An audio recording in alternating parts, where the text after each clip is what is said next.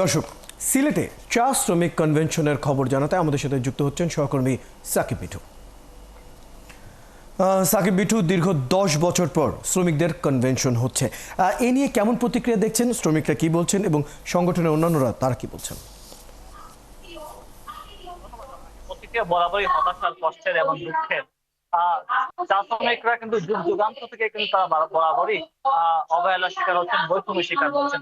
শেষ পর্যন্ত আজকে যে কনভেনশনটা করা হয়েছে, তারা এই কনভেনশনে অনেক দাবিগুলো নিয়ে এসেছেন। প্রায় 11 দফা দাবি তারা নিয়ে এসেছেন। তার মধ্যে উল্লেখযোগ্য যেটি হচ্ছে যে তাদেরকে দৈনিক মজুরি 600 টাকা করতে হবে এবং ভূমির অধিকার দিতে হবে এবং তাদের চা শ্রমিকদের জন্য এমবিবিএস ডাক্তার তাদের জন্য নিয়োগ করতে হবে এবং তাদের যে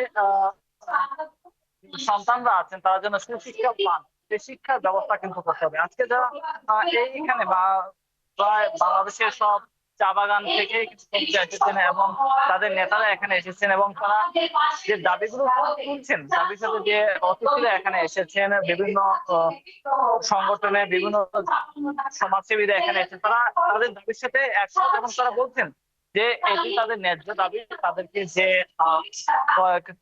যুগ আগে যাদেরকে এখানে প্রাথমিক হিসাবে নিয়ে আসা হচ্ছিল, তাদের সাথে অনেকটা ধোঁকাবাজি করে, মিথ্যা কথা বলে তাদের কিন্তু এই প্রাথমিক হিসাবে নিয়ে আসা হয়েছিল।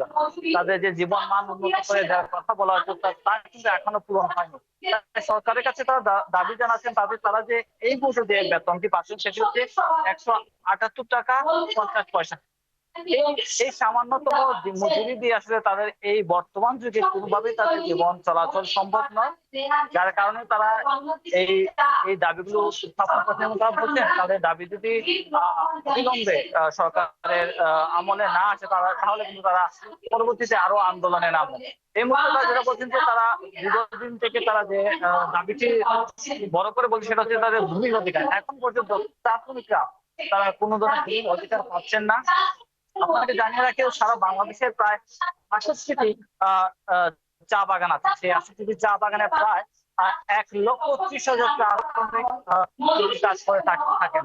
এই 1,30,000 মধ্যে আসলে দুটি কয়েকজন হয়তো বা তারা জীবনটা পরিবর্তন করতে পেরেছেন, তার বেশি আগে কিন্তু তারা জীবন বা ভালো একটা জীবন তারা পাচ্ছেন না। আপনাকে জানিয়ে রাখি, গত 24-25 অর্থ বছর, সেই 24 অর্থ বছরে কিন্তু প্রায় 450 মিলিয়ন ডলার কিন্তু বাংলাদেশ সরকার আয় করেছে এই চা বাগান থেকে, চা রপ্তানি করে চা। ধন্যবাদ সাকিব মিঠু। বেশ কিছু তথ্য আপনার কাছে আমরা জেনে নিলাম এবং চা শ্রমিকদের কনভেনশনের যে উদ্দেশ্য সেটি যাতে সফল হয় আমরা আশা করব। সঙ্গে থাকবেন।